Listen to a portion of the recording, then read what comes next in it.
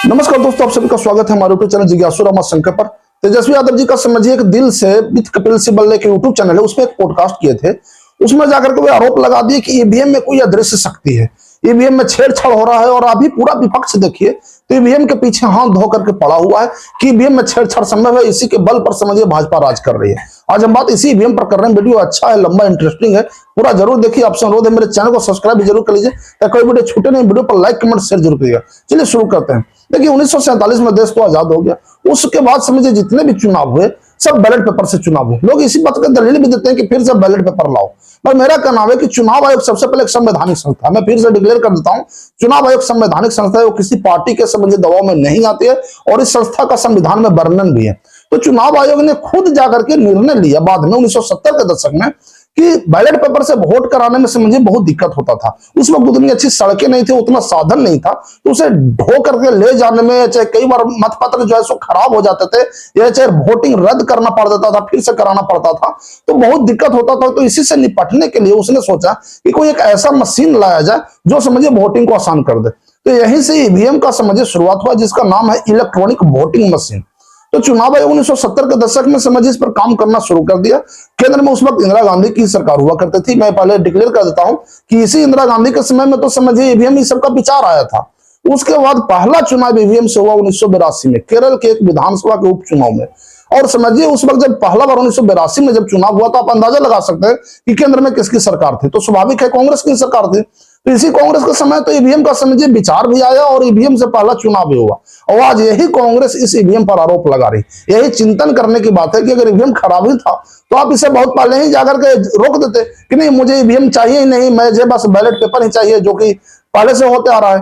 तो मगर ईवीएम का समझिए बहुत से चुनाव हुए, बाद में विधानसभा का भी चुनाव हुआ, उसमें मध्य प्रदेश हुआ, दिल्ली का चुनाव हुआ, राजस्थान का चुनाव हुआ। ये सब 2000 ईस्वी से पहले की कहानी है। मगर आप इसी ईवीएम का सबसे बड़ा व्यापक स्तर पर यूज हुआ 2004 के चुनाव में।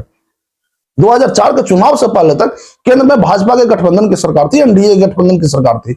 अटल बिहारी वाजपेयी प्रधानमंत्री होते थे। अब उनके ही रहते भर में पूरे हर 543 लोकसभा सीट है देश में, तो हर सीट पर जाकर के ईवीएम का यूज हुआ, हर जगह। यानी वाइडली यूज अगर कहा जाए तो 2004 से हो रहा है जाकर के ईवीएम का।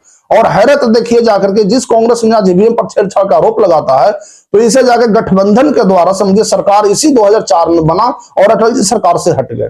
अब 2004 में समझिए कांग्रेस का समझिए मनमोहन सिंह प्रधानमंत्री पद बन गए। अब मनमोहन सिंह प्रधानमंत्री जब बने तो इसी ईवीएम से वोटिंग हुआ था, और इसी ईवीएम के बल पर देश के जनता ने समझिए, नागरिकों ने ईवीएम को जाकर के वोटिंग के जरिया बना करके अटल जी को समझिए सरकार से हटा दिया। अब उस वक्त तो समझिए जो भी रहा होगा, एक समझिए तो कोई भी स्वाभाविक है कि सत्ता से हटता है तो दिक्कत होता ही है। मगर आज जो है हल्ला मचाया जा रहा है कि ईवीएम में छेड़छाड़ करती है भाजपा, तो सोचिए कि अगर छेड़छाड़ करवो करती तो 2004 में क्या असंभव नहीं था छेड़छाड़ करना? क्या भाजपा लगातार सत्ता का सुख नहीं भोग सकती थी? मगर ऐसा हुआ नहीं। 2004 में तो बेचारे अटल जी का सरकार गिर गया और मनमोहन सिंह बन गए पीएम। अब मनमोहन सिंह पीएम जो है 4 से बने, 9 में फिर चुनाव हुआ, 5 साल बाद। लोकतंत्र की प्रक्रिया है हर 5 साल में चुनाव कराने का। तो 9 में जब चुनाव हुआ तो फिर से कांग्रेस की सरकार बन गई, गठबंधन की सरकार बनी, और मनमोहन सिंह फिर से प्रधानमंत्री बन गए।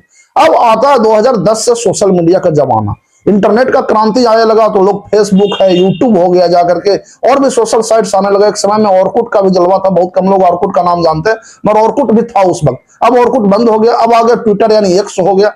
तो इसके द्वारा मोदी जी यानी भाजपा ने अपना प्रचार किया, और उसके बाद एक ऐसा समझे विकल्प बना दिए कि हम सत्ता में आ सकते हैं। कांग्रेस को तो पहले यकीन नहीं था, कि कांग्रेस को लगता था कि भाजपा जैसा समझे पार्टी कभी भी अब दोबारा प्रधानमंत्री तक लेवल पहुंच नहीं पाएगा।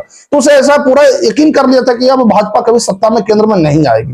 पर उसे मालूम नहीं था जाकर के कि नरेंद्र मोदी जी इस पर काम कर चुके हैं, और वे अपना जनाधार बना करके 2014 के चुनाव में इसी ईवीएम के बल पर पूर्ण बहुमत की सरकार बना लिए।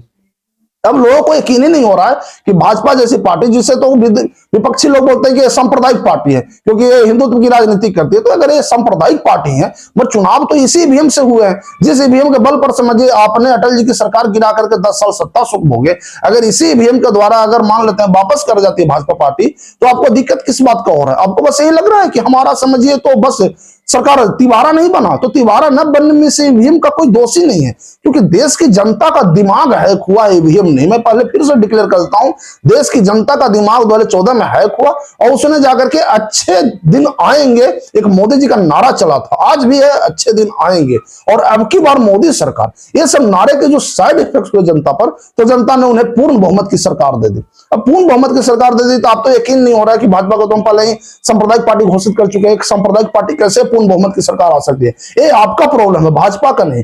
भाजपा ने देश की जनता को समझाने में कामयाबी हासिल कर लिया कि हम सांप्रदायिक नहीं है, हम भी विकास की राजनीति करते हैं, हम जाकर के विकास पुरुष हैं, तो उससे बल पर उसको जनता ने वोट दिया तो ईवीएम हैक हो गया। यही हाल 2019 के चुनाव में हुआ। अब 2019 के चुनाव में हुआ, चौकीदार चोर है का नारा कांग्रेस लगाया, उसे लगा कि फिर से जाकर के मोदी सरकार गिर जाएगी, जनता ने गलती से वोट दे दिया होगा 2014 में, मगर हुआ फिर उल्टा।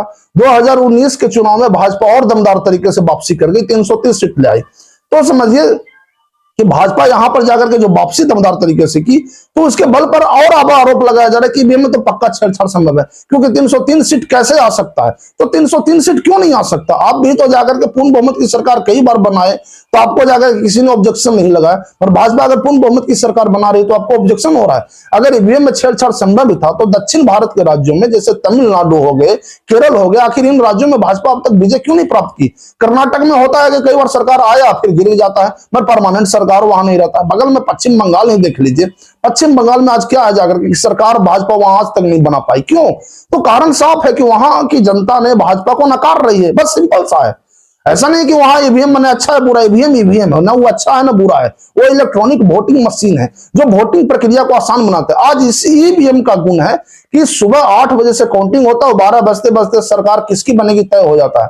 तो मात्र 4 घंटा में जो आपको पता चल जाता है कि केंद्र में या राज्य में किसकी सरकार बन रही है, तो इसी ईवीएम का गुण है। आप इससे जाकर के ये मत कहिए कोई अदृश्य शक्ति है। तेजस्वी यादव जी जो आरोप लगा रहे हैं, राहुल गांधी आरोप लगाते हैं कि यह अदृश्य शक्ति है, तो आपको सोचना चाहिए कि राहुल गांधी जी कि अगर इसमें अदृश्य शक्ति रहती तो आपकी सरकार जाकर के क्यों गिर गई? तो आप युति तो सरकार था ना 2014 के चुनाव से पहले तक, तो आपको समझिए अगर अदृश्य शक्ति था तो आपको फायदा पहुंचा था।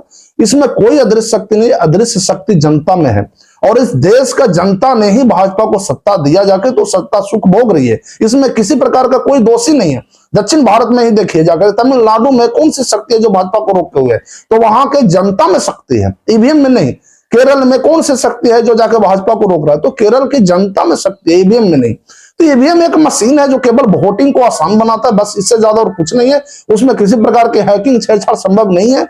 आप अगर विदेशों से तुलना करते हैं कि विदेशों में समझिए तो इसी ईवीएम के बल पर चुनाव नहीं होता, वहां मत पत्र पर चुनाव होता है। मगर मत पत्र का जब चुनाव होता है तो आप उसे अगर पूरा अगर प्रोसेस अगर देखेंगे तो वहां जाकर के नेता लोगों में इस तरह से जाकर के हीन भावना अपने देश के प्रति नहीं भरा होता है, वे अपने देश को या राज्य को महान बना दी आज, तभी तो आप उसे अमेरिका इंग्लैंड का तुलना कर रहे हैं। अगर अमेरिका इंग्लैंड की तुलना अगर आप कर रहे हो तो खुद सोचिए कि आप उसे अच्छा मानते हैं तभी तो तुलना कर रहे हैं। आप किसी अफ्रीकन देश की तुलना क्यों नहीं की? तो अमेरिका इंग्लैंड को महान वहां के राजनेताओं ने बनाया, आप भी वैसा काम करिए जिससे अमेरिकन लोग आपकी तुलना करें कि हाँ भारत में होता है, भारत में होता है। आपको महान बनाना होगा। मैं मानता हूं मैं ताकत में किसी से कम नहीं हूं, पैसे में तो थोड़ा सा कम है। आज अमेरिका $35 ट्रिलियन का अर्थव्यवस्था है और हम लगभग में $5 ट्रिलियन की हैं। तो हमें कम से कम अगर पैसे में अमेरिका से आगे निकलना है तो हमें देश को महान बनाना होगा, न कि ईवीएम पर आरोप लगाना होगा। तभी आप अमेरिका से तुलना कर सकते हैं। उसी अमेरिका को वहां के नेताओं ने उसे महान बनाया और जनता ने। तो यहाँ के जो नेता और जनता अगर मिल जाए तो देश महान बनेगा, न कि ईवीएम पर आरोप लगाने से। तो ये विदेशों से तुलना करना बंद करिए। ईवीएम का यूज अगर केवल भारत में भी हो रहा है तो इसमें कोई दिक्कत नहीं है, क्योंकि वोटिंग प्रक्रिया को बहुत आसान बनाता है और मुझे चाहिए ही ऐसा आसान होना। अमेरिका ने सबसे पहले चांद पर गया, तो क्या आपकी इच्छा नहीं कि हम इस सौर मंडल को बाहर पार कर जाएं? तो आप अगर इस चीज को अगर देखेंगे तो आपको एक ऐसा काम करना होगा जो आपका नाम हो। उसने चांद पर गया तो अपना नाम कमाया, आप कोई ऐसा काम करें ना कि हम सौरमंडल के बाहर ही आदमी को भेज दे तो आपका नाम हो जाएगा। तो अमेरिका इंग्लैंड की तुलना करना यहाँ बंद होगा, क्योंकि आपको इससे कोई फायदा नहीं होने वाला है। ईवीएम में कोई दोष नहीं है, ईवीएम में कोई हैकिंग नहीं है। आपका क्या कहना है आप मुझे जरूर कमेंट सेक्शन में बताएं। और हाँ, आपको किस सब्जेक्ट पर वीडियो अगर मुझे अगर बनवाना है आप मुझसे तो आप जरूर कमेंट सेक्शन में बोल सकते हैं। वीडियो अगर अच्छा लगा हो तो इसे लाइक कमेंट शेयर जरूर करिए। धन्यवाद।